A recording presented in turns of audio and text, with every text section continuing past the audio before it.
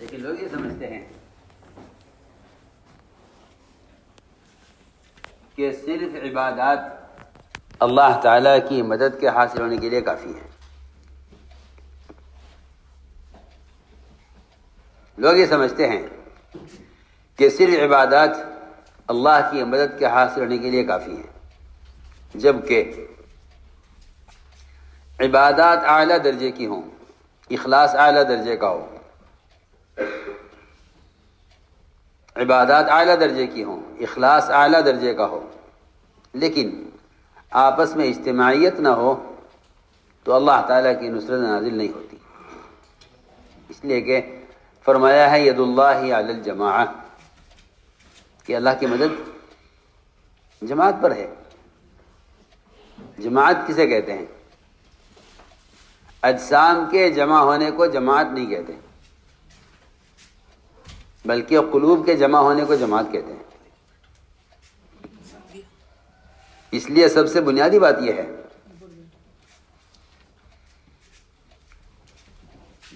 کہ وہ اسباب اختیار کرو جس سے اجتماعیت پیدا ہو. وہ اسباب اختیار کرو جس سے اجتماعیت پیدا ہو. فرماتے تھے مسلمان کے قول و فعل کی تعویل کیے بغیر آپس کا اجتماع ممکن نہیں ہے. مسلمان کے قول و فعل، اس کی جب تک تعویل نہیں کرو گے آپس کا اجتماع ممکن نہیں ہے. یہ بات سمجھنی چاہیے، میں عرض کروں گا. مسلمان ایک بات کہتا ہے مسلمان کے بارے میں، اگر تم نے اس کی بات کی ایسی تعویل کی جس سے آپس میں افتراق پیدا ہو تو افتراق ہوگا، اور اگر مسلمان نے ایک بات کہی افتراق کی اور تم اس کی تعویل اچھی کرو تو اجتماع ہوگا. مسلمان کے قول و فعل کی اچھی تعویل کیے بغیر آپس کا اجتماع ممکن نہیں ہے. میں اس کی مثالیں پیش کروں گا. سیرت میں ایسی مثالیں بے شمار ہیں، احادیث میں بھی اور صحابہ کے اقوال میں بھی، کہ مسلمان کے قول و فعل کی اچھی تعویل کرو. اگر مسلمان کے قول و فعل کی تعویل نہیں کرو گے تو آپس کی اجتماع نہیں ہوگا.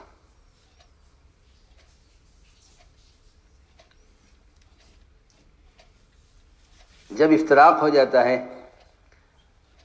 تو مسلمان کی صحیح بات کو غلط بنا کر پیش کیا جاتا ہے، اور جب آپس میں اجتماعیت ہوتی ہے تو مسلمان کی غلط بات کو اور مسلمان کے برے فعل کو اچھا بنا کر پیش کیا جاتا ہے.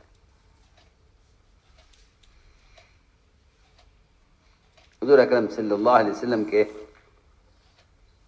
کی مجلس میں ایک صحابی نے آ کر آپ سے براہ راست عرض کیا کہ یا رسول اللہ میں نے زنا کر لیا ہے. آپ نے اس کے زنا کے فعل کی، اس کے اعتراف کرنے کے باوجود آپ نے اس کے گناہ زنا کے فعل کی تعویل کی، حالانکہ وہ خبر دے رہا ہے، خبر نہیں دے رہا ہے، اعتراف کر رہا. ایک ہوتا ہے مخبر، ایک ہوتا ہے معترف. معترف کی خبر زیادہ یقینی ہے، اعتراف کرنے والے کی بات زیادہ یقینی ہے. وہ خود اعتراف کر رہا ہے اپنے بارے میں. سنو، ہم تو مخبر کی خبر پر یقین کر لیتے ہیں، مخبر کی خبر پر یقین کر لیتے ہیں. ہاں بھئی یہ کہہ رہا ہے تو ایسا ہی ہوگا. کہیں کہ تمہارے پاس مومن کے بارے میں بہتر سے بہتر، بزرگ سے بزرگ، اچھے سے اچھا آدمی اگر تمہارے پاس آ کر مومن کے بارے میں کوئی سچی بات بھی کہتا ہے اس کے خلاف، تو تم اس کو فاسق سمجھ کر اس کی بات کا انکار کر دینا. اگر آپس کا اجتماع چاہتے ہو۔ حدیث میں آتا ہے کہ ایک شخص آتا ہے ایک اچھے بزرگ کی شکل میں اور بڑی نورانی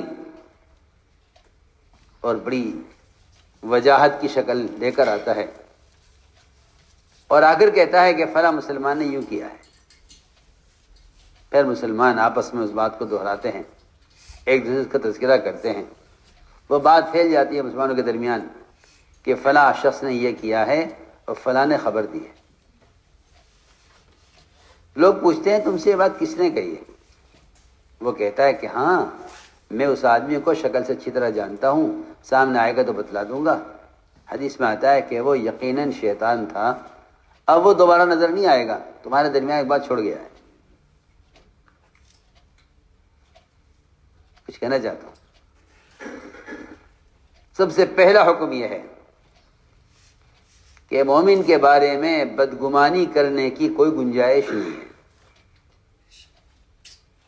مخبر کی خبر پر، اس کی خبر پر، مخبر کی خبر پر اگر مخبر اگر خبر دے فلاں نے یہ کیا ہے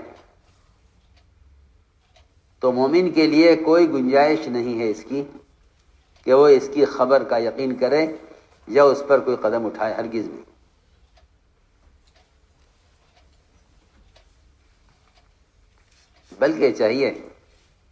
بلکہ امام شافعی رحمۃ اللہ علیہ سے ایک صاحب نے آ کر اس شخص کے بارے میں شکایت کی اور یہ کہا کہ فلاں شخص ہے جو آپ کے بارے میں یوں کہتا ہے، یوں کہتا ہے، یوں کہتا ہے، یوں کہتا ہے۔ امام شافعی رحمۃ اللہ علیہ نے فرمایا اگر تو اپنی بات میں سچا ہے، اگر تو اپنی ساری بات میں سچا ہے تو چغل خور ہے،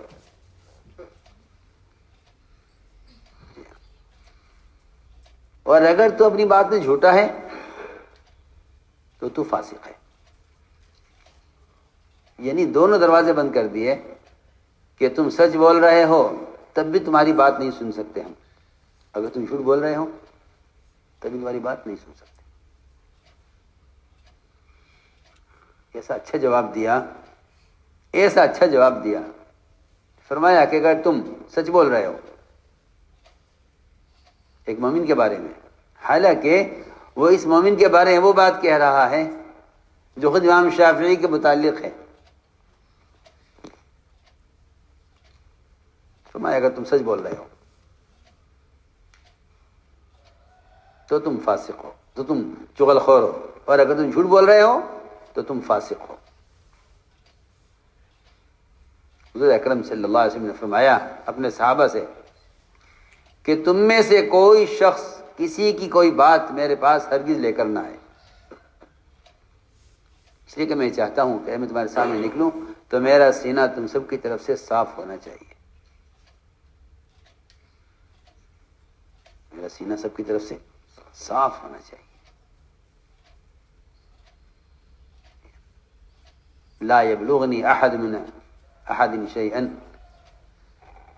لا يبلغني احد من اصحابي ان احد شيئا اني احب ان اخرج اليكم وانا سليم الصدر، کہ میرے پاس کوئی ایسی خبر نہ پہنچے تم میں سے کسی کے بارے میں،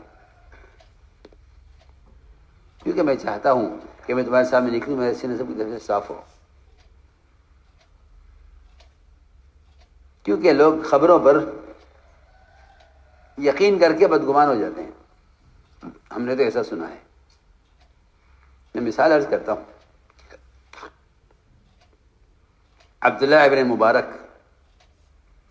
جو حدیث کے امام ہیں، امام المحدثین کہلاتے ہیں عبداللہ ابن مبارک، امام اوزاعی کے پاس آئے،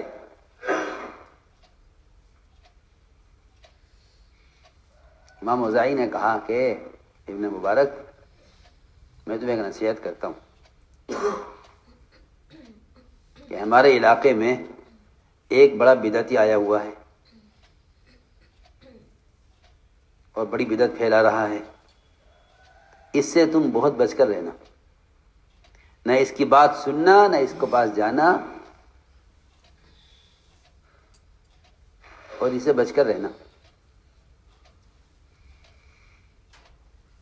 حضرت مبارک نے پوچھا امام اوزاعی سے کہ یہ کون آدمی ہے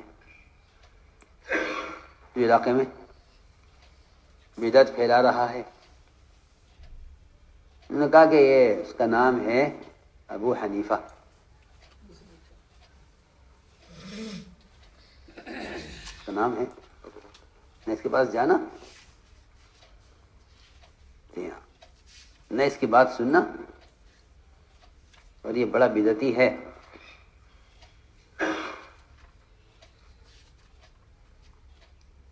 دوبارہ فرماتے ہیں کہ میں نے طے کر لیا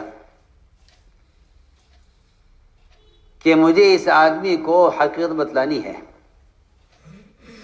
کہتے میں گیا اور میں نے 3 دن تک امام صاحب کے ایسے ایسے مسائل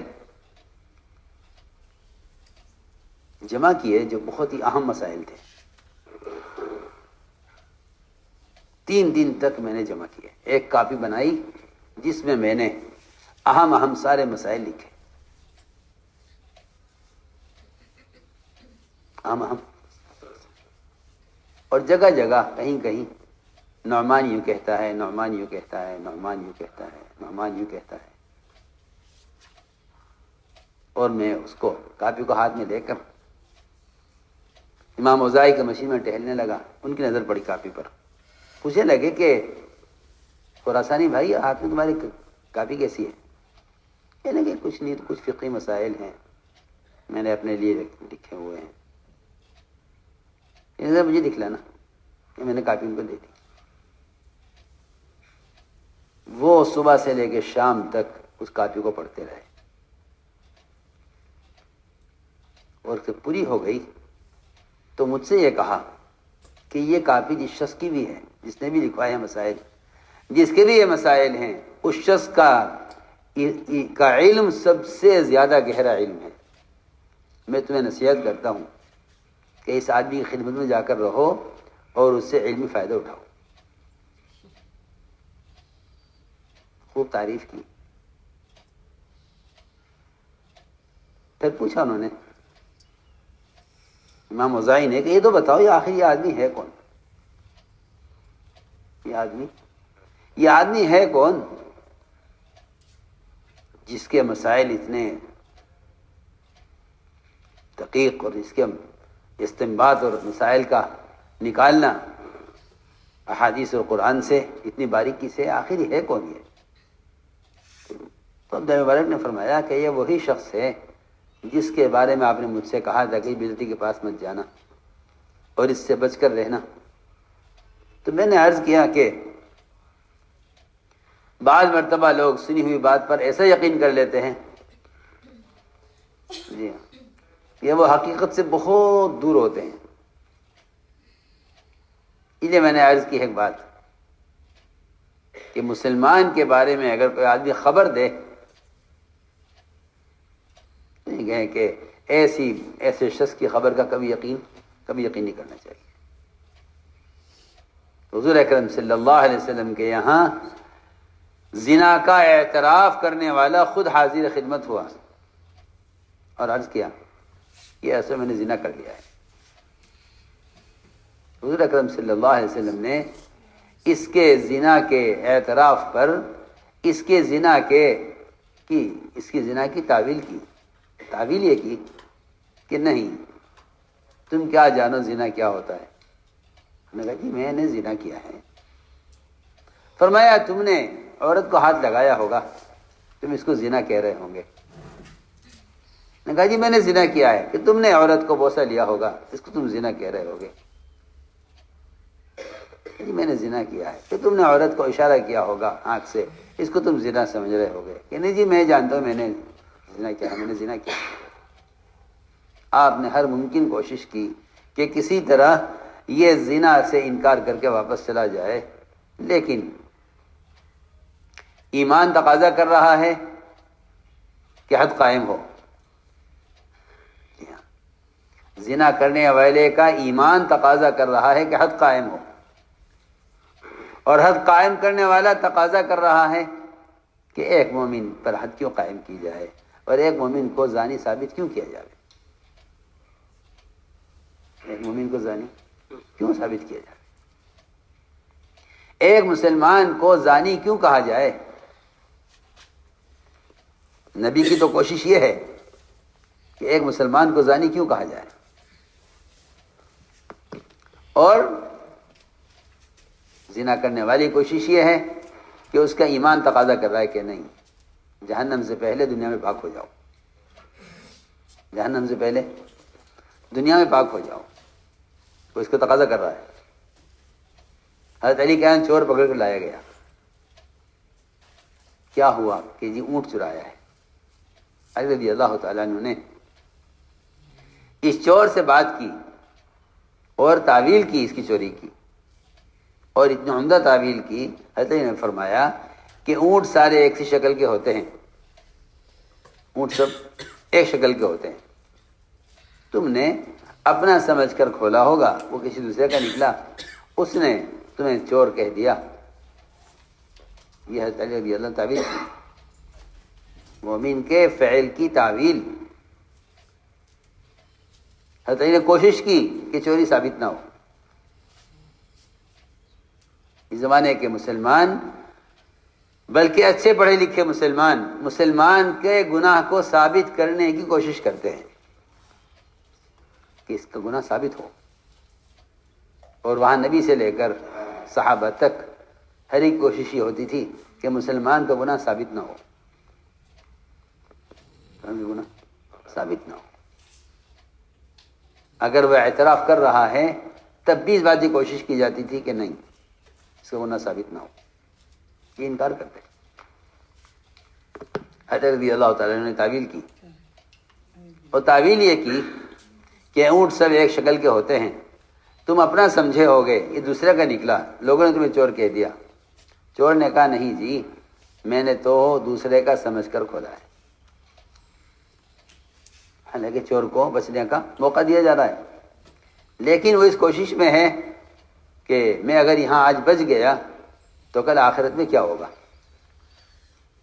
چنانچہ رضی اللہ تعالیٰ عنہ نے جلاد کو بلایا ہاتھ کاٹنے کے لیے، تیل گرم کرایا خون روکنے کے لیے، ساری تیاری ہو گئی۔ حضرت رضی اللہ تعالیٰ عنہ مجلس سے اٹھ کر چلے گئے یہ کہہ کر کہ میرے آنے تک کچھ نہ کیا جائے، پھر چلے گئے۔ تھوڑی دیر کے بعد واپس آئے، آ کر پوچھا چور سے، بھئی کیا بات ہے، کیسے آنا ہوا؟ گویا اب تک کوئی بات ہو ہی نہیں۔ اس سے پوچھا کیا تم نے چوری کی ہے؟ اس نے کہا نہیں، میں نے کوئی چوری نہیں کی، میں نے تو چوری نہیں کی۔ رضی اللہ عنہ کو چھوڑ دیا، بھائی جاؤ چھٹی تمہاری۔ ادھر تیل گرم کیا ہوا ہے، ادھر جلاد منتظر ہے، حضرت علی حکم دے تو اس کا ہاتھ کاٹا جاوے، اس نے مجھے کوئی چوری نہیں کی، فرمایا جاؤ چھٹی تمہاری، تو چلا گیا۔ علی رضی اللہ تعالی سے لوگوں نے کہا مومنین، اس نے تو اعتراف کر لیا تھا۔ فرمایا ہاں، میں نے اس کے اعتراف پر اس کو پکڑا تھا، اس کے انکار پر اس کو چھوڑ دیا۔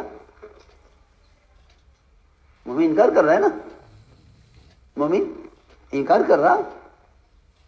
ایک مومن اگر اپنے گناہ کا انکار کر رہا ہے تو آپ کیوں مزید ہیں کہ نہیں آپ نے گناہ کیا ہے؟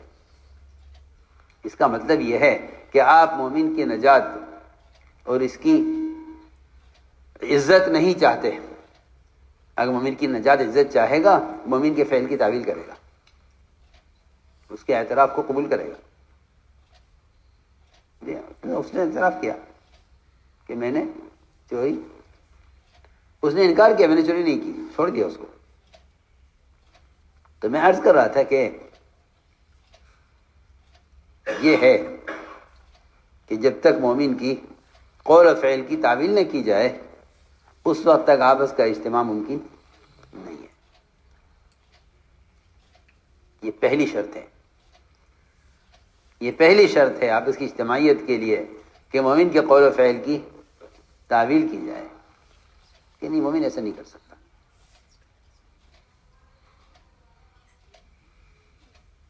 اس لیے لوگ اڑتی اڑاتی خبروں پر یقین کر لیتے ہیں، اس لیے کہ شیطان سب سے پہلے مومن کے دل میں مومن کی طرف سے بدگمانی پیدا کرتا ہے۔ اس لیے حدیث میں حکم دیا ہے کہ مومن کے بارے میں ہمیشہ اچھا گمان کرو، مومن کے بارے میں ہمیشہ اچھا گمان کرو، کیسا بھی ہو، کہ مومن کے بارے میں ہمیشہ اچھا گمان کرو، مومن کے بارے میں ہمیشہ اچھا گمان کرو۔ کیوں؟ اس لیے کہ مومن کے بارے میں اچھا گمان کرنا شیطان کا مقابلہ کرنا ہے۔ اصل بات یہ ہے کہ اگر تم نے شیطان کا مقابلہ نہ کیا، اگر تم شیطان کا مقابلہ نہ کیا تو شیطان تمہارے درمیان عداوتیں، تمہارے درمیان نفرتیں پیدا کرے گا، تمہارے دلوں میں بدگمانی پیدا کر کے۔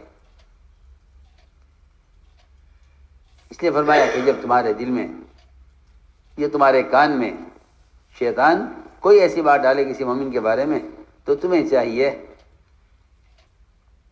کہ اس کے بارے میں اچھا گمان کرو کہ مومن ایسا نہیں کر سکتا۔ ایک روایت میں ہے کہ حضور اکرم صلی اللہ علیہ وسلم نے ایک صحابی کو بھیجا بنو مستلق سے زکوٰۃ وصول کرنے کے لیے۔ عجیب قصہ ہے۔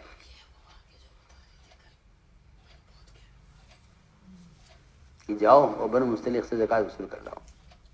ان کو اطلاع ہوئی کہ حضور اکرم صلی اللہ علیہ وسلم کی طرف سے زکوٰۃ وصول کرنے کے لیے آدمی آ رہا ہے۔ انہوں نے اپنی زکوٰۃ کا بہترین مال چھانٹ کر الگ کر لیا زکوٰۃ ادا کرنے کے لیے، اور یہ طے کیا کہ ہم حضور اکرم صلی اللہ علیہ وسلم کے صحابی کو اور آپ کے ساعی کو، زکوٰۃ وصول کرنے والے کو، ہم اپنی بستی سے باہر نکل کر ان کا استقبال کریں گے، کیونکہ جب امت میں اطاعت اور امت میں فرائض کی ادائیگی کی کا مزاج بنے گا اور اس کا ماحول بنے گا تو منافقین سے یہ ماحول اور یہ صورتحال برداشت نہیں ہوگی، یہ پکی بات ہے۔ اس لیے کہ نفاق تقاضا کرتا ہے نافرمانی کا، اور نفاق تقاضا کرتا ہے آپس کے افتراق کا۔ نفاق کا مزاج یہ ہے، تو منافق سے برداشت نہیں ہوا۔ کہ یہ کیا ہو رہا ہے؟ ایسی اس میں اجتماعیت اور زکوٰۃ ادا کرنے کا ایسا شوق، اور حضور اکرم صلی اللہ علیہ وسلم کی طرف سے ایک صحابی آ رہے ہیں اور یہ سب اس کے استقبال کے لیے بستی سے باہر نکلے ہوئے ہیں۔ اس منافق نے راستے میں ان صحابی سے ملاقات کی۔ کبھی کہاں جا رہے ہو؟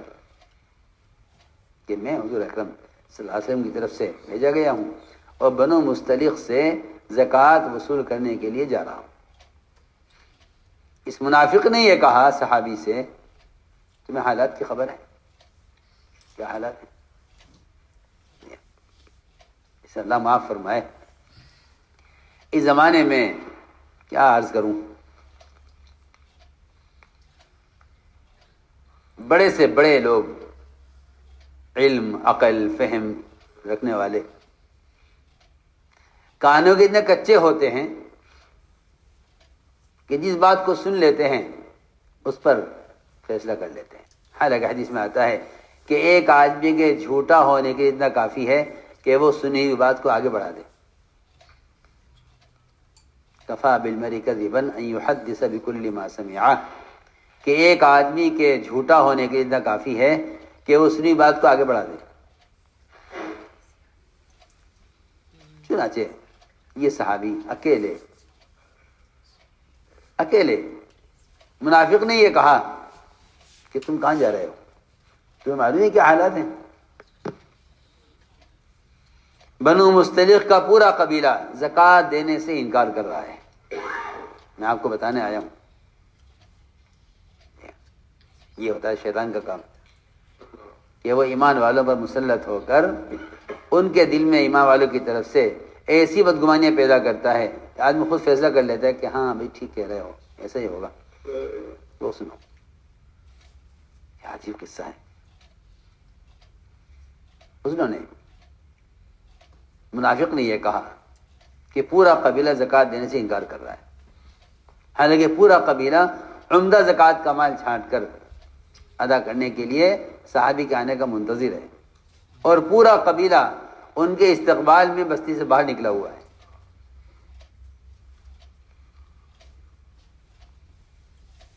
چنانچہ منافق نے یہ کہا کہ وہ پورا قبیلہ باہر نکلا ہوا ہے بستی سے آپ کو قتل کرنے کے لیے.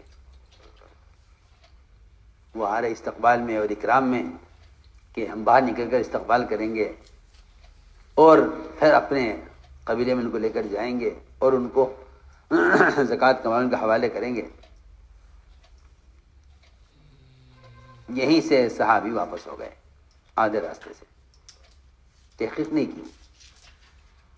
جا کر عرض کیا رسول اللہ میں جا رہا تھا، راستے میں بات معلوم ہوئی کہ پورا قبیلہ میرے قتل کے لیے بستی سے باہر نکلا ہوا ہے، پورا قبیلہ زکوٰۃ دینے سے انکار کر رہا ہے. آپ نے فرمایا کہ مشورہ کرو کیا کرنا ہے. مشورہ ہوا آپ کی مجلس میں اور فیصلہ یہ ہوا کہ رات کا انتظار کیا جائے اور رات کو اچانک حملہ کر کے اس پورے قبیلے کو قتل کر دیا جائے. بڑا قدم، پورے قبیلے کو قتل کر. ایمان والے، زکوٰۃ ادا کرنے والے، آپ کے سائی کا استقبال کرنے والے. جی ہاں، فیصلہ یہ ہوا ایک آدمی کی خبر پر، ایک آدمی کی خبر کرنے پر یہ فیصلہ ہوا. ادھر تو یہ فیصلہ ہوا مشورے میں، ادھر قرآن نازل ہو گیا.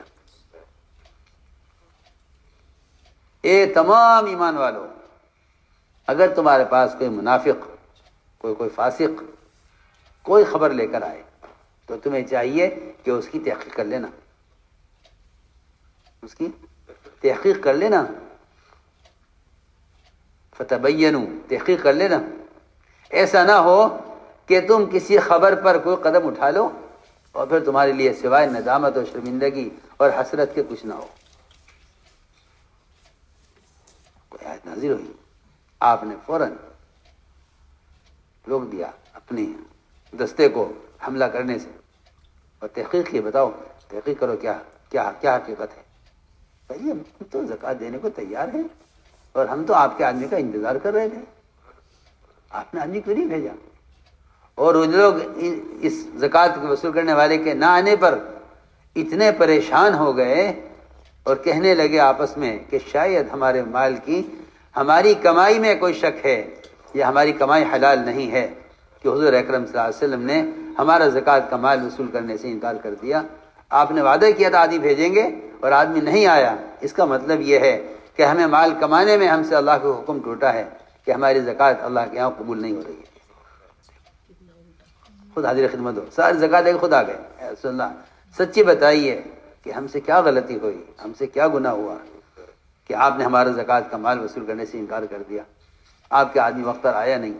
آپ نے فرمایا کہ نہیں، بات یہ ہوئی تھی کہ کسی منافق نے درمیان میں ایک شوشہ چھوڑ دیا.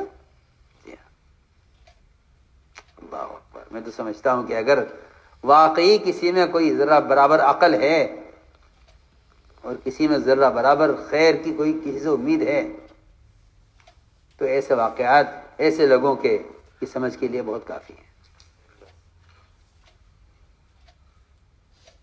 یہ میں نے آپ سے عرض کیا. اے ایمان والو، مومن کے بارے میں بدگمانی سے بچو.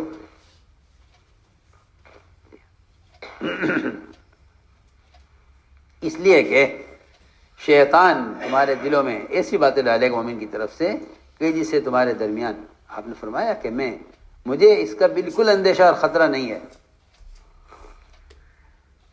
کہ عرب کی زمین میں بتوں کی پوجا کی جائے گی، مجھے اس کا خطرہ نہیں ہے. مجھے اس بات کا اندیشہ ہے کہ شیطان تمہارے درمیان تفریق اور تمہارے درمیان رنجشیں پیدا کرے گا، مجھے اس کا خطرہ ہے. اس کا خطرہ نہیں ہے کہ تم اللہ کے غیر کی عبادت کرو گے. تو میں نے عرض کیا کہ ایک بنیادی بات ہے یہ کہ مومن کے بارے میں ہمیشہ اچھا گمان کرو. اس لیے قرآن نے شروع یہاں سے کیا ہے. پہلے سب سے پہلے دلوں میں مومن کے آنے والے خیالات کہ اس سے اپنے آپ کو بچاؤ، اس لیے کہ بعض بدگمانیاں وہ گناہ ہوتی ہیں.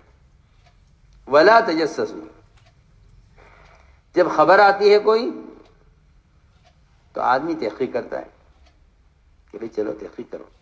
نہیں، تحقیق کرنا مومن کے گناہ کو ثابت کرنے کے لیے نہیں ہے. تحقیق کرنا تو فاسق کے فسق کو ثابت کرنے کے لیے.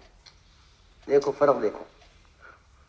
ورنہ امام اور قاضی کو بھی اس کا حکم نہیں ہے کہ وہ کسی مجرم کے جرم کی تحقیق کرے.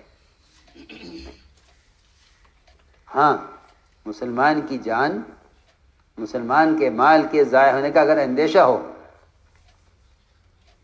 کہ اگر تحقیق نہ کی گئی تو مسلمان کی جان یا مال ضائع ہو جائے گا تو تحقیق کرنے کا حکم ہے. ورنہ قاضی کے لیے بھی جائز نہیں اور امام کے لیے بھی جائز نہیں کہ وہ کسی مسلمان کے گناہ کی تحقیق کرے. سنو میں کیا کہہ رہا ہوں، گناہ کی تحقیق کرنے کا حکم نہیں ہے، گناہ کی تعویل کرنے کا حکم ہے. گناہ کی تحقیق کرنا حرام ہے اور تعویل کرنا ثواب ہے. مسلمان کے گناہ کی تحقیق کرنا حرام ہے اور مسلمان کے گناہ کی تعویل کرنا ثواب ہے. سنو غور سے بات. مسلمان کے گناہ کی تحقیق کرنا حرام ہے. جی فلاں مسلمان نے یہ گناہ کیا ہے، تحقیق کی اجازت نہیں ہے. تحقیق کرنے کی اجازت ہی نہیں ہے. ہاں، فلاں مسلمان نے فلاں مسلمان کا مال قبضہ لیا ہے، تحقیق کرو. لیکن گناہ کی تحقیق جہاں مسلمان کے جان اور مال یا اس کی عزت کی کو خطرہ ہے وہاں تحقیق کرنے کا حکم ہے. اور اگر یہ بات نہیں ہے تو مسلمان کے گناہ کی تحقیق کرنے کی کوئی گنجائش نہیں ہے. مایا ولا تجسسوا، ولا تجسسوا، مسلمان کے گناہ کی تحقیق مت کرو. مسلمان گناہ کی تحقیق مت کرو. کیوں؟ اگر تحقیق کرو گے گناہ ہوا ہے اور تحقیق کرو گے تو تم مسلمان کو بدنام کرنے اور مسلمان کو بے عزت کرنے کے مجرم ہوگے. اس کی کوئی گنجائش نہیں. فرمایا ولا تجسسوا کہ مسلمان کے عیب تلاش مت کرو. اس لیے کہ جو شخص مسلمان کا عیب تلاش کرے گا وہ اس عیب میں مبتلا ہوئے بغیر مرے گا نہیں. مرے گا نہیں جب تک اللہ تعالیٰ اس کو اس عیب کے اندر مبتلا نہ کرے. دیر سویر وہ آدمی وہ گناہ کرے گا جس گناہ کے بارے میں اس نے مسلمان کو بدنام کیا ہے. یہ نہیں مسلمان نے گناہ نہ کیا ہو، نہیں، اگر گناہ کیا ہے مسلمان نے تب بھی اس کی گناہ کی خبر کرنے والا اور اس کے عیب کو بیان کرنے والا اس عیب میں مبتلا ہوئے بغیر مرے گا نہیں. وہ انتظار کرے.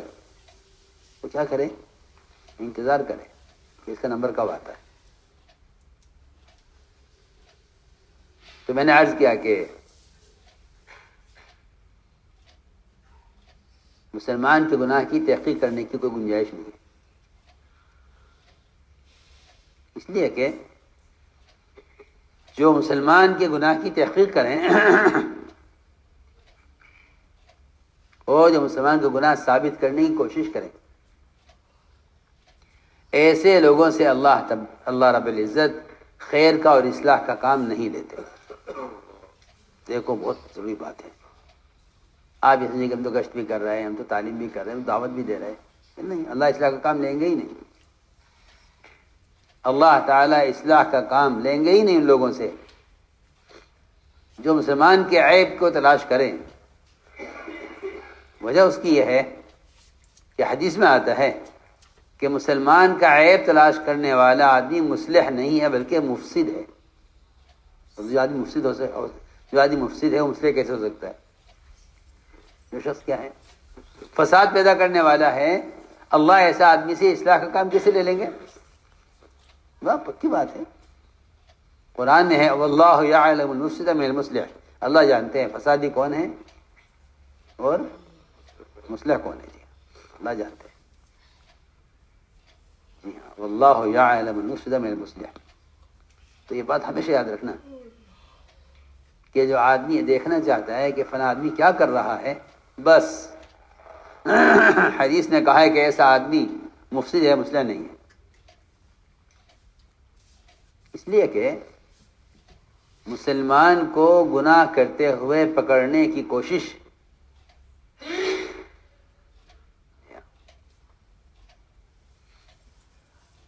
کہ مسلمان گناہ کرتے ہوئے پکڑا جائے، کیونکہ یہ فسادی مزاج جن کا ہوتا ہے نا، وہ اس کوشش میں ہوتے ہیں کہ مسلمان کو تو ہمیشہ اچھے حال میں دیکھا جائے، اور اگر مسلمان برے حال میں نظر آیا ہے، کیونکہ اگر مسلمان گناہ کرتے ہوئے نظر آیا ہے تو اس کے گناہ کو اس طرح چھپانا چاہیے جس طرح سونے والے آدمی کا صدر کھل جائے تو اس کے صدر کو اس طرح ڈھانک دینا چاہیے کہ اس کو خود پتہ نہ چلے۔ یہ آسان بات ہے کہ گناہ کرنے والے کے گناہ کو چھپانا اس طرح ہے جس طرح سونے والے آدمی کے صدر کو چھپا دینا۔ ایک آدمی سو رہا ہے، صدر کھل گیا، آپ کیا کریں گے؟ بلا کے دکھائیں گے لوگوں کو کہ دیکھو یہ سو رہا ہے، صدر کھلا ہوا ہے۔ اس کی بھی اجازت نہیں ہے کہ آپ سونے والے کو جگائیں کہ بھائی صاحب اٹھ جائیے، آپ کی لنگی جی ہاں کھلی ہوئی ہے، نہیں، آپ اس طرح اس کے صدر کو ڈھانکیے کہ سونے والے کو پتہ نہ چلے کہ آپ نے دیکھ لیا ہے۔ عبد الرحمن بن عوف رضی اللہ تعالیٰ عنہ نے حضرت عمر کو یہی مشورہ دیا تھا، جو میں کہہ رہا ہوں یہی مشورہ دیا تھا عبد الرحمن بن عوف رضی اللہ تعالیٰ عنہ، عمر رضی اللہ تعالیٰ عنہ، عمر رضی اللہ تعالیٰ عنہ انہوں نے رات کو گشت کرتے ہوئے ایک گھر کی طرف دیکھا، دروازہ کھلا ہوا تھا، دروازہ کھلا ہوا تھا اور اس کی بیوی اس کو پیالے میں کچھ انڈیل کر پلا رہی تھی۔ تو عمر نے دیکھ کر کہا کہ دیکھ عبد الرحمن، یہ پیالے میں کیا پی رہا ہے، یہ پیالے میں کیا پی رہا ہے؟ تو عبدالرحمن عوف نے کہا مومنین، میرا تو خیال یہ ہے کہ آپ سے وہ کام ہو گیا ہے جس سے اللہ نے روکا ہے۔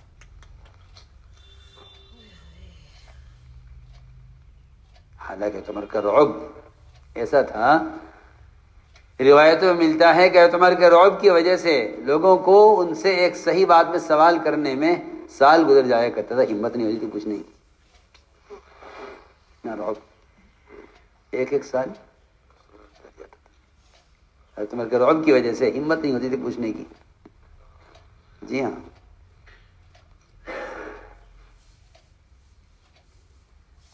اتنا رعب، لیکن جہاں دیکھتے تھے کہ غلطی ہو رہی ہے وہاں ادب سے اور طریقے سے یاد دلا دیا کرتے تھے۔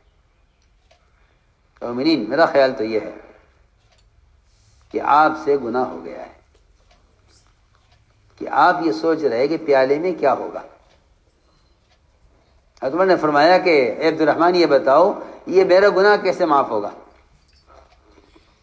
وہ کیا پی رہا کیا نہیں پی رہا وہ تو چھوڑو، تم یہ بتاؤ میرا یہ گناہ کیسے معاف ہوگا؟ کہا کہ مومنین ایک رات کر آرام سے بیٹھ جاؤ، کھول لو، کوئی حرج نہیں، یہاں کوئی ادب ادب کی ضرورت نہیں، ادھر پھیلا لو پیر، معذوری ہے تمہیں، کوئی حرج نہیں ہے۔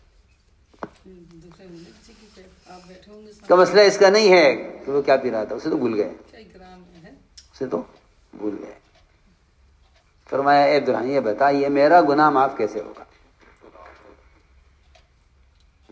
اس لیے کہ مخلصین جو ہوتے ہیں نا وہ اپنی ذات کو متہم کرتے ہیں اور اپنے گناہوں کی فکر میں پریشان رہتے ہیں۔ یہ ہیں وہ لوگ جن سے اللہ تعالیٰ دوسری اصلاح کام لے لیتے ہیں۔ تعاونین آپ کے گناہ اس گناہ کی معافی کی ایک ہی شکل ہے بس کہ آپ یہاں سے ایسے نکل جائیے خاموشی سے کہ اس کو یہ پتہ نہ چلے کہ آپ نے اس کو دیکھا ہے۔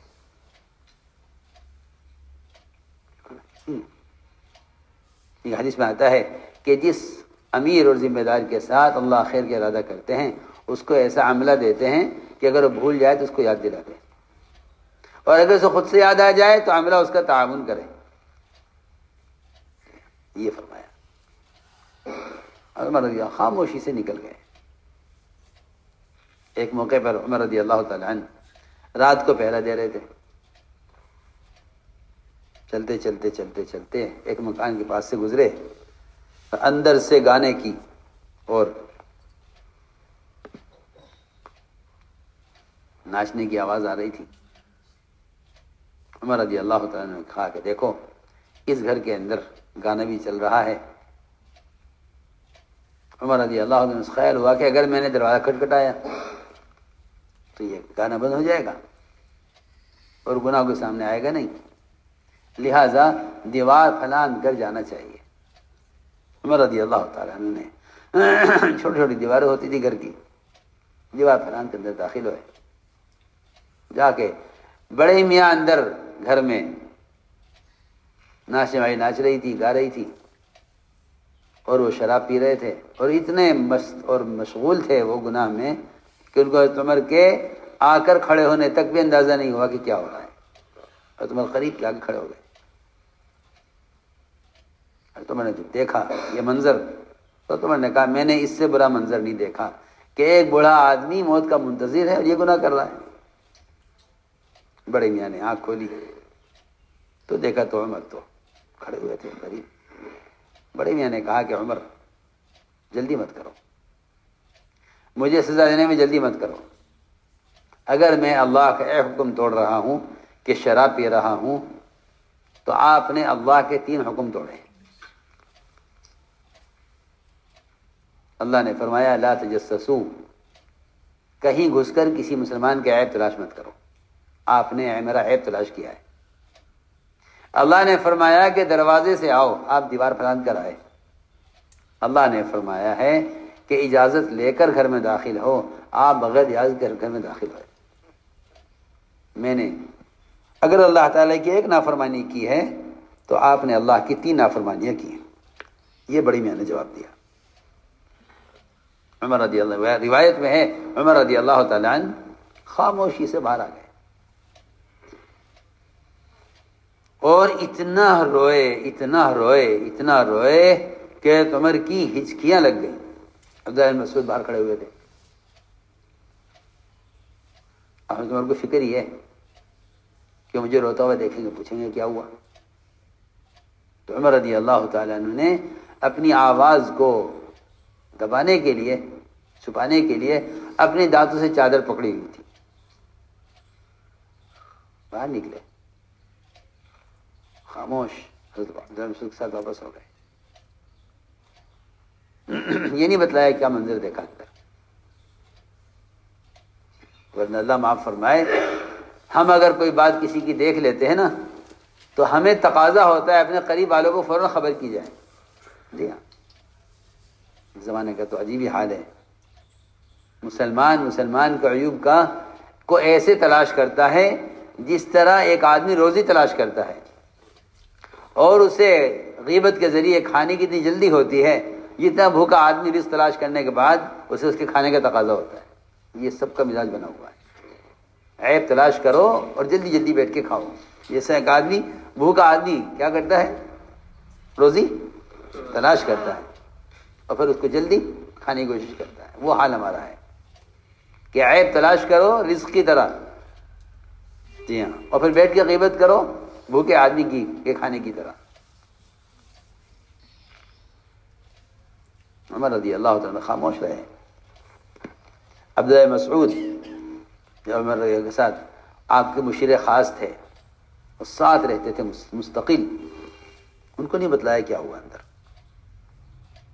اس لیے کہ جو آدمی عیب کو دیکھ کر چھپا لے گا، مومن کے عیب کو دیکھ کر چھپا لے گا، اللہ ایسے لوگوں سے اصلاح کا کام لیں گے، اور جو مسلمان کے عیب کو کسی کے سامنے بیان کرے گا، اللہ ایسے لوگوں سے اصلاح کا کام نہیں لیں گے۔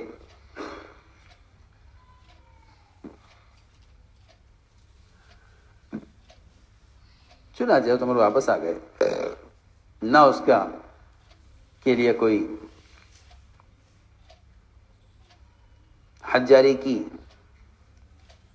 اور نہ کسی کو بتلایا، حالانکہ مومنین ہیں، اختیار ہے پورا پورا۔ بڑے میاں کو خیال آیا کہ جب بھی جاؤں گا سب کے سامنے بات کھلے گی، اور حضرت عمر سب کے سامنے بیان کریں گے میرا اس رات کا گناہ، لہٰذا ان کے مجلس میں جانا چھوڑ دو۔ عرصہ گزر گیا، بڑے میاں نے آنا چھوڑ دیا۔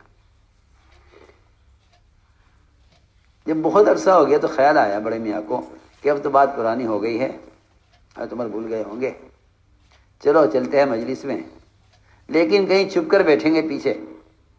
روایت میں ہے کہ وہ آئے اور آخر میں، مجلس کے آخر میں چھپ کر بیٹھ گئے۔ حضرت عمر نے دیکھ لیا، فرمایا بڑی میاں کو میرے پاس لاؤ۔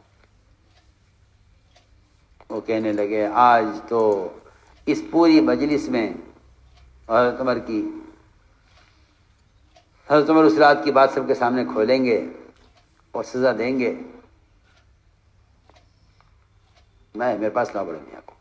کہا گیا چلو جی آپ کو بلایا ہے مومنین نے۔ بڑے میاں بڑی مشکل سے اٹھے، اٹھ کے عمر کے پاس آئے۔ حضرت عمر نے فرمایا بڑے میاں قریب آ جاؤ، قریب آ جاؤ۔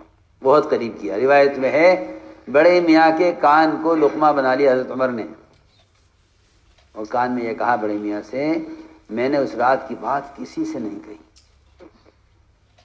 اس رات کی بات میں نے کسی سے نہیں کہی۔ میرے ساتھ ابن مسعود تھے، ان کو بھی نہیں میں نے بتلایا کہ میں نے اندر گھر میں کیا دیکھا ہے۔ بڑی میاں نے کہا عمر کان قریب کرو۔ اس بڑی میاں نے کہا عمر کان میں کہ میں نے اس رات سے آج تک شراب نہیں پی، اسی دن توبہ کر لی تھی جس دن آپ دیکھ کر گئے تھے، میں نے اس کے بعد سے کبھی شراب نہیں پی۔ اس نے یہ کہا تو عمر نے اللہ اکبر کہا زور سے۔ لوگوں کو آج تک معلوم نہ ہو سکا کہ عمر نے تکبیر کس بات پر کہی ہے۔ روایت میں ہے، لوگوں کو پتہ ہی نہیں چلا کیوں کیا میں نے اتنی زور سے اللہ اکبر کس بات پر کہا ہے۔ تو میں نے عرض کیا کہ عیب کا چھپانا اصلاح کرتا ہے، عیب کا پھیلانا تو فساد کا راستہ ہے۔ جی ہاں، عیب کو پھیلانا تو فساد کا راستہ ہے۔ حدیث میں ہے انک ان اتبعت عورات المسلمین افسدتهم، کہ اگر تم مسلمانوں کی عیب جوئی کرے گا تو تم نے فساد پیدا کرے گا۔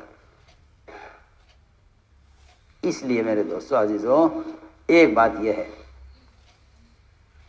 کہ کسی کی عیب جوئی مت کرو، اس لیے کہ پہلے بدگمانی، پھر تجسس، پھر غیبت، یہ قرآن کی ترتیب ہے۔ اجتنبوا کثیرا من الظن ان بعض الظن اثم ولا تجسسوا ولا یغتب بعضکم بعضا۔ یہ تین مرحلے ہوتے ہیں، پہلے بدگمانی شیطان کی طرف سے، پھر تحقیق، پھر غیبت۔ تحقیق پھر غیبت، اور غیبت تو زنا سے بڑا گناہ ہے، حالانکہ زنا پر حد ہے مگر پھر بھی غیبت زنا سے بڑا گناہ ہے۔ غیبت زنا سے بڑا گناہ ہے، اشد من الزنا۔ روایت میں ہے اشد من الزنا، کہ غیبت زنا سے بڑا گناہ ہے۔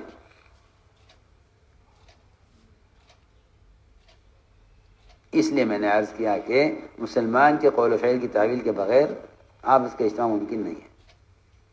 اس لیے فرمایا کہ مسلمان کی خوبیاں بیان کرو، خرابیاں نہیں۔ مسلمان کی خوبیاں ہی بیان کرو، بس خرابیاں نہیں۔ لیکن جن چیزوں کے تذکرے ہوں گے وہ چیزیں عام ہوں گی۔ تمہیں فرمایا کرتے تھے کہ اگر تم غلط کو ختم کرنا چاہتے ہو اور باطل کو مارنا چاہتے ہو تو اس کا ذکر چھوڑ دو. فرمایا کہ خوبیاں تلاش کرو اور خوبیاں بیان کرو. خوبیاں تلاش کرو، خوبیاں بیان کرو. دیکھو میرے دوستو عزیزو، یہ دعوت کا میدان یہ تو ایک پھولوں کا اور درختوں کا چمن ہے. اس میں داخل ہونے والی دو قسم کے لوگ ہیں. اس چمن میں داخل ہونے والی دو ہیں جو چمن میں داخل ہوتے ہیں. ایک چمن میں داخل ہونا خنزیر بن کر. کیا بن کر؟ خنزیر بن کر. سیدھی بات ہے. وہ تلاش کرے گا گندگی کہاں ہے، پخانہ کہاں ہے، نجاست کہاں ہے. ہاں اس کو مطلب نہیں اس سے کون سا پھول، کون سا پھل اور کس درخت سے مجھے کیا لینا ہے، اس سے کوئی مطلب نہیں ہے. اس سے خنزیر ہے. وہ اگر داخل ہو گئے چمن میں تو گندگی تلاش کرے گا. اور آپ کو معلوم ہے، آپ جانتے ہیں کہ کسی درخت کی جڑ ایسی نہیں ملے گی جس میں اس کے مالک نے کھاد نہ ڈالی ہوئی ہو. ہوتا ہے؟ بتاؤ. کھاد کے بغیر، اور کھاد کہ جتنی گندی سے گندی ہوگی اتنی اچھی ہوگی کھاد. درختوں کے لیے جس طرح کھاد کا ہونا لازم ہے اور ضروری ہے، اس طرح کوئی مسلمان عیب سے پاک نہیں ہے. کوئی مسلمان صرف اللہ کی ذات ہے جو عیب سے پاک ہے، یا انبیاء معصوم ہیں. بس جی ہاں. میں نے عرض کیا کہ جس طرح ایک درخت کی جڑ میں کھاد کا ہونا لازم ہے، اس طرح کوئی مسلمان عیب سے پاک نہیں ہے. لیکن میں سوال کرتا ہوں کہ اگر اسی چمن میں بجائے خنزیر بن کر داخل ہونے کے کوئی شہد کی مکھی بن کر داخل ہو، اس سے پوچھو شہد کی مکھی سے کہ بھائی تمہیں کوئی گندگی کہیں ملی؟ نہیں. وہاں تو چمپا اور چنبیلی اور گلاب اور پھلوں میں کیا کیا پھل جن سے میں اپنا رس چوس کر انسانوں کے نفع کے لیے شہد تیار کروں. جو کہیں کہ جو خیر کا متلاشی ہوتا ہے نا، اللہ تعالی اس کو خیر کی باتیں الہام فرماتے ہیں. اگر ایک مکھی شہد بنانا چاہتی ہے انسانوں کے نفع اور شفا کے لیے تو اللہ تعالیٰ مکھی کو وحی کرتے ہیں. تو آپ بتاؤ، اگر انسان خیر کے ارادہ کرے تو اللہ تعالیٰ اسے خیر کی کتنی باتیں الہام کریں گے. انسان سوچو، اگر ایک مکھی جو جانور ہے اگر وہ انسان کے لیے خیر کا ارادہ کرتی ہے، شفا کے لیے کیا بنانا چاہتی ہے؟ شہد. جی ہاں. تو اس کے شہد بنانے کے ارادے پر اللہ تعالیٰ اس کو وحی کرتے ہیں. وَأَوْحَىٰ رَبُّكَ إِلَى النَّحْلِ. اللہ وحی کرتے ہیں، الہام کرتے ہیں اس کو کہ تجھے کہاں سے کیا چوسنا ہے، کہاں سے کیا لینا ہے. اور پھر یہ اپنے رب کی طرف تواضع کے ساتھ چلتی ہے اور جا کر پہاڑوں میں اور غاروں میں اور درختوں کی ٹہنیوں پر چھپا چھپا کر کہیں نہ کہیں شہد کا چھتا قائم کرتی ہے. اور ایک بات یہ بھی ہے جو اچھی طرح سمجھنی چاہیے کہ اس راستے میں اور اس میدان میں امانت داری کے ساتھ کام کرو. کیسے؟ امانت داری کے ساتھ کام کرو. کیونکہ آپ جانتے ہیں کہ شہد کے چھتے کے نیچے بہت سی مکھیاں مری پڑی ہوتی ہیں. کیوں؟ اس لیے کہ اس شہد کے چھتے میں داخلے کا ایک راستہ ہوتا ہے جہاں ایک مکھی وہ تعینات ہوتی ہے اس پر کہ اگر کوئی مکھی غلط چیز چوس کر لائے گی تو اس کو اندر داخل نہیں ہونے دیا جائے گا، بلکہ اس کو قتل کر کے مار کے گرا دیا جائے گا کہ تم غلط چیز لائی ہو اور ہم یہاں انسانوں کی شفا کے لیے دوا تیار کر رہے ہیں اور تم غلط چیز لے کر آئی ہو. جو مکھی غلط چیز چوس کر آتی ہے اس کے لائی ہوئی چیز کی جانچ ہوتی ہے اگر وہ چیز قابل قبول نہیں ہے تو پھر ایسی مکھی کو قتل کر دیا جاتا ہے. ہاں سوچو تو صحیح. جی ہاں، ہم تو اناب شناب جو چاہیں بیان کر دیں، جو چاہیں دیکھ لیں، جو چاہیں بات کر لیں، جہاں سے جو چیز ملے اسے لے آویں. صحیح غلط کی کوئی تمیز نہ ہو کہ کیا کرنا، کیا نہیں کرنا، کیا لینا، کیا نہیں لینا، کچھ پتہ نہیں. اور وہاں اگر مکھی غلط چیز چوس کر آئی ہے تو اس کو اس چھتے میں داخلہ ہی نہیں ملتا. کیوں بھائی؟ سنا آپ نے؟ اس میں اس کو داخلہ ہی نہیں ملتا. پہلے ہی اسے مار کر ختم کر دیا جاتا ہے اس کو. تو میں نے عرض کیا کہ اس عمل میں داخل ہونے والوں کی دو قسمیں ہیں. جو عیب تلاش کرنے کے لیے داخل ہوتے ہیں ان کی مثال سور خنزیر کی طرح ہے. جی ہاں. اور جو خیر کے متلاشی ہوتے ہیں ان کی مثال شہد کی مکھی کی طرح ہے. وہ انسانوں کی بھلائی اور انسانوں کی صحت اور انسانوں کی شفا چاہتے ہیں. پھر اللہ تعالیٰ ان کو وحی کرتے ہیں ایسے لوگوں کو کہ تمہیں کہاں کہاں سے رس چوسنا ہے، کون کون سے درخت سے، کون کون سے پھل سے، کون کون سے پھولوں سے. وہ لا کر شہد تیار کرتے ہیں اور اس میں اللہ نے فرما دیا ہے شفاء للناس. تو میں نے عرض کی ہے ایک بات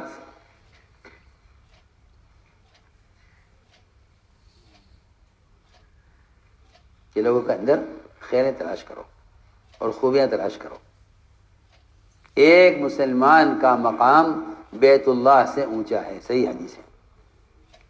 آپ نے بیت اللہ کو دیکھا اور قسم کھا کر کہا کہ تیری خوشبو کتنی عمدہ ہے اور تیری تعظیم واجب ہے. لیکن میں تجھ سے کہتا ہوں کہ ایک مسلمان کا مقام تجھ سے زیادہ ہے. ایک مسلمان کا مقام تجھ سے زیادہ ہے. اس لیے میرے دوستو عزیزو، یہ ہے آپس کی اجتماعیت کے اسباب. اس لیے فرمایا کہ لوگوں کی خوبیاں دیکھو، خرابیاں نہیں. ایک جنازہ لایا گیا نماز کے لیے. حضور اکرم صلی اللہ علیہ وسلم کو اطلاع کر دی کسی نے کہ جنازہ آیا ہے، چلو نماز پڑھاتا ہوں. آپ تشریف لائے، لیکن جنازہ وہ اتنے برے آدمی کا تھا جو اپنی برائی میں مشہور تھا. اتنا برا آدمی تھا کہ عمر رضی اللہ تعالیٰ عنہ کو یہ بات گوارا نہیں تھی کہ آپ اس کی نماز پڑھائیں. عمر نے عرض کیا رسول اللہ آپ اس کی نماز پر مت آئیے، یہ آدمی اچھا آدمی نہیں ہے. ہم میں سے کوئی اس کی نماز پڑھا کے دفن کر دے گا اس کو، آپ اس کی نماز نہ پڑھائیے. آ کر عمر رضی اللہ تعالیٰ نے آپ کو سامنے سے آ کر روک دیا. آپ صلی اللہ علیہ وسلم نے اعلان کیا صحابہ میں کہ بتاؤ بھائی تم میں سے کسی شخص نے اس مرنے والے کو کوئی عمل کرتے ہوئے دیکھا ہے؟ کہ عمر رضی اللہ تعالیٰ عنہ آپ کے مشیر خاص ہیں، آپ کے وزیروں میں ہیں. 2 وزیر ہیں آپ کے، ابو بکر عمر، آپ کے مشیر خاص ہیں. آپ ان سے پوچھے بغیر کوئی کام کرتے نہیں تھے. اتنا قریب کا آدمی آپ سے یہ کہہ رہا ہے کہ آپ اس کی نماز مت پڑھائیے. جی اس کی نماز مت پڑھائیے. قریب والے کرتے ہیں، یہ دیکھیے یہ یوں ہے، یہ اس طرح ہے، آپ یہ نہ کیجیے، یہ کیجیے. آپ نے اس کے کہنے پر، حضرت عمر کے کہنے پر اعلان کیا صحابہ میں، بتاؤ بھائی سب بتلاؤ. حالانکہ جس کے بارے میں مشہور ہے کہ آدمی برا آدمی ہے، اس کے بارے میں اعلان ہو رہا ہے اس کی ایک نیکی تلاش کرنے کے لیے. کوئی ایک نیکی، کوئی ایک خیر. کیوں؟ کیا اس اعلان کا کیا مقصد تھا؟ اس اعلان کا مقصد صحابہ کو اس بات کی تعلیم دینا تھا کہ اگر کسی آدمی کے اندر 99 خرابیاں ہیں اور صرف ایک خوبی ہے تو یہ ایک خوبی اس کی 99 خرابی پر غالب آئے گی اور اس ایک خوبی کی وجہ سے اس سے محبت کی جائے گی. آپ نے اعلان کیا، آپ نے اس کی پرواہ نہیں کی کہ لوگ یہ کہیں گے نہیں اس میں کوئی خیر ہی نہیں تھی.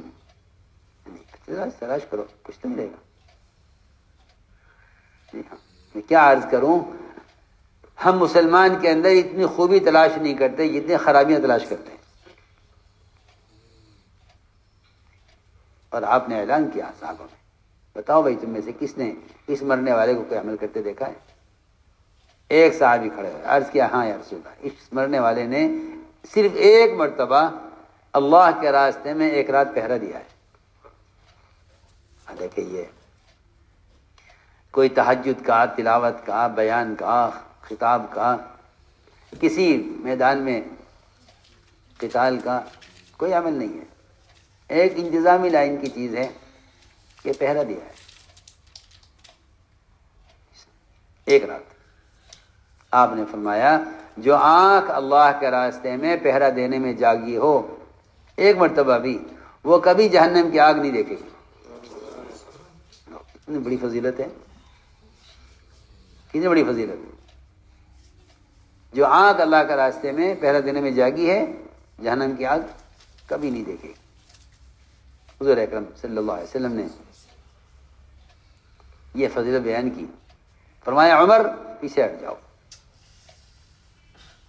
عمر پیچھے ہٹ جاؤ، تمہیں کوئی حق نہیں ہے اس کا کہ تم لوگوں کے اعمال کے بارے میں سوال کرو. ہاں یہ پوچھ سکتے ہو کہ جنازہ مشرک کا ہے یا مومن کا ہے، بس. اللہ مجھے معاف فرمائے، اس زمانے میں ایسی گندی ذہنیت اور گندی سیاست ہے کہ مسلمان کے جنازے، مسلمان کے پاس جانے میں سوچتا ہے کہ ابھی کیا خیال ہے، ہم جائیں یا نہ جائیں ان کے پاس. جی ہماری پارٹی میں نہیں ہے. لوگ کہیں گے آپ یہاں کیوں آ گئے. اچھا، اگر ایک ایسا بدکار آدمی جو اپنی برائیوں میں مشہور ہو، حضور اکرم صلی اللہ علیہ وسلم خود جنازہ پڑھا رہے ہیں تمہارے کو پیچھے ہٹا کر، تو بتاؤ، سوچو. نعوذ باللہ، کیا اس زمانے میں کوئی مسلمان آپ سے افضل ہو سکتا ہے؟ اگر سارے کے سارے مسلمان بھی ابوبکر صدیق جیسے ہو جائیں تو ایک ادنا نبی کے قریب نہیں پہنچ سکتے. سیدھی بات ہے. اور آپ ایسے آدمی کی نماز پڑھا رہے ہیں کہ جس کی نماز پڑھانا حضرت عمر کو پسند نہیں ہے.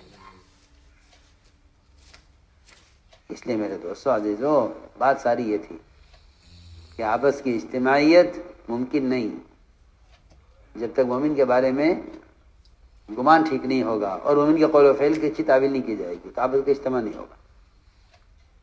فرماتے تھے جہاں افتراق ہوگا وہاں غیبتیں چلیں گی، جہاں افتراق ہوگا وہاں غیبتیں چلیں گی، جہاں افتراق ہوگا وہاں غیبتیں چلیں گی. اس نے فرمایا کہ اپنے آپ کو متہم کرو، اپنے آپ کو تو متہم کرو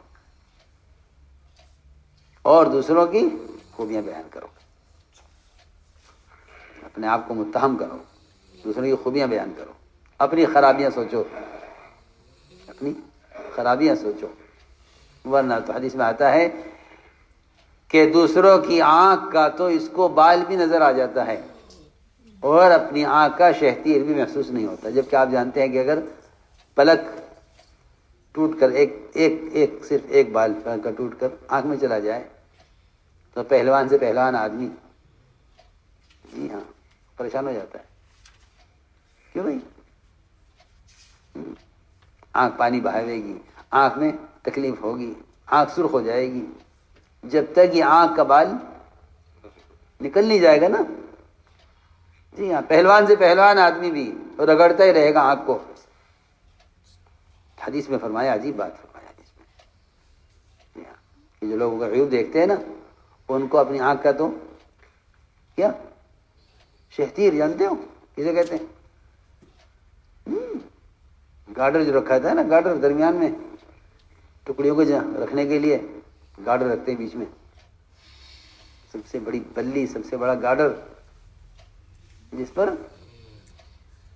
ٹیارن رکھ کر چھت ڈالی جاتی ہے، اسے کہتے ہیں شہتیر.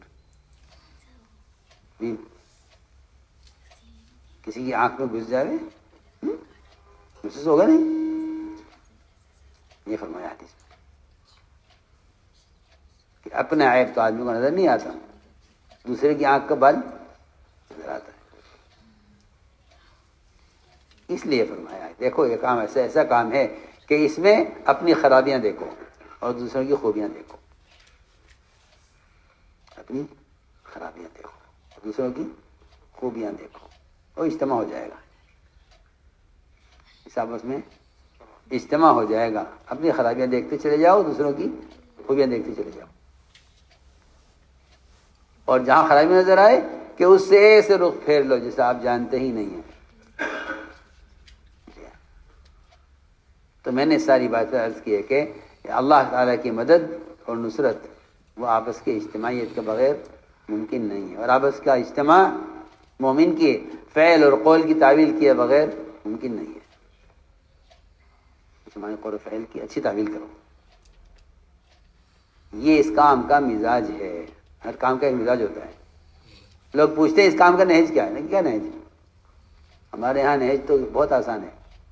آپ کی رائے یہ ہے، آپ کی رائے وہ ہے، آپ کی رائے یہ ہے، آپ کی رائے وہ ہے. یہ کوئی نہج نہیں ہے. یہ دیکھ لو کہ سنت کیا ہے، بس. اس کام کا نہج سیرت ہے. اس کام کا نہج سیرت ہے. بہت آسان بات ہے. اس لیے کہ امام مالک فرماتے ہیں رحمۃ اللہ علیہ، خود ابو بکر صدیق رضی اللہ عنہ کا بیان ہے اس پر. وہ فرماتے ہیں کہ اس امت کے بعد والوں کی اصلاح ہوگی نہیں جب تک امت یہ نہیں وہ نہ کرے گی جو اس امت کے پہلوں نے کیا ہے. امت کے پہلوں نے کیا ہے، اسی میں امت کی اصلاح ہے. جس امت کے پہلوں نے کیا ہے امت وہ نہیں کرے گی، امت کی اصلاح نہیں ہوگی. امت کی اصلاح ان طریقوں میں ہے جو طریقے پہلوں کے طریقے ہیں. اس لیے امام شعبی فرماتے ہیں کہ جو چیز تمہیں صحابہ سے ملے اس کو تو اختیار کر لینا فوراً، اور جو صحابہ کے بعد والوں سے ملے اس کو نفرت کے ساتھ چھوڑ دینا. فلاں یہ کہہ رہا، فلاں یہ کہہ رہا، فلاں یہ کہنے دو.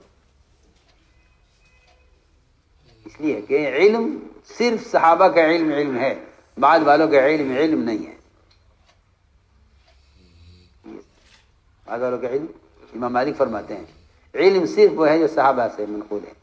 جو صحابہ سے منقول نہیں ہے وہ علم نہیں ہے، وہ تو آپ کی رائے ہے، غلط بھی ہو سکتی ہے. علم صرف وہ ہے جو صحابہ سے منقول ہے. جی ہاں، میں صاف عرض کرتا ہوں امت کی اجتماعی جس میں ہے، جی ہاں، کہ صحابہ کو مقتدی بنا لو بس.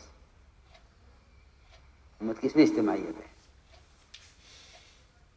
بعد والوں کی بات رائے ہے، علم نہیں ہے. علم تو صرف صحابہ کا علم ہے. جو چیز صحابہ کے علاوہ سے ملے اس کو نفرت کے ساتھ چھوڑ دو، اور جو چیز صحابہ سے ثابت ہے اس کو اہتمام کے ساتھ پکڑ لو. اصحابی کا نجوم، میرے صحابہ ستاروں کی طرح ہیں، اقتدا کرو گے ہدایت پا جاؤ گے.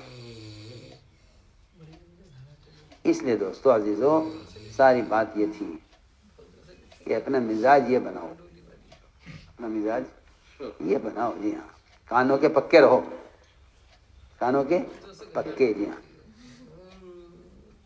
کانوں کے پکے رہو. منافقین تنگ آ گئے تھے اس بات سے کہ ہم انہیں لا کر خبریں سناتے ہیں محمد صلی اللہ علیہ وسلم کو، اور یہ سنی کی انسنی کر دیتے ہیں. ہاں، یہ سنی کی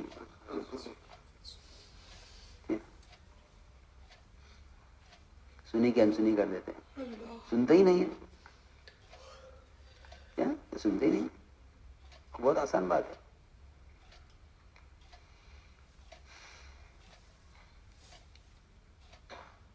ایک صاحب نے آ کر خبر دی کہ جی فلاں نے یوں کیا ہے، آپ نے سنا؟ ہم نے کہا نہیں، ہم نے تو نہیں سنا. کہنے لگا آپ کو فرصت ہی نہیں ہے. تو ہم نے کہا کہ آپ کو کیوں فرصت ہے؟ آپ مشغول رہتے. ہاں، ایسا نے کہا کہ فلاں صاحب نے یوں کہا ہے. میں نے کہا ہم نے تو نہیں سنا. کہنے لگا آپ کو تو فرصت ہی نہیں ہے. میں نے کہا آپ کو کیوں فرصت ہے؟ آپ کے کسی غلط کام میں آپ کا وقت لگا ہے، اس کا مطلب یہ ہے کہ آپ کام میں مشغول نہیں ہیں. کام میں آپ مشغول نہیں ہیں. جی، یہ آسان بات ہے. آدمی اتنا مشغول ہو کہ اس کو ہمت ہی نہ ہو کسی کی کہ ان سے کب بات کی جائے. اس لیے میرے دوستو عزیزوں، یہ ہے اس کام کا مزاج. اس طرح چلیں گے تو پھر تربیت بھی ہوگی اور ترقی بھی ہوگی، اجتماعیت بھی ہوگی اور اللہ کی نصرت بھی ہوگی. کریں گے تو انشاءاللہ.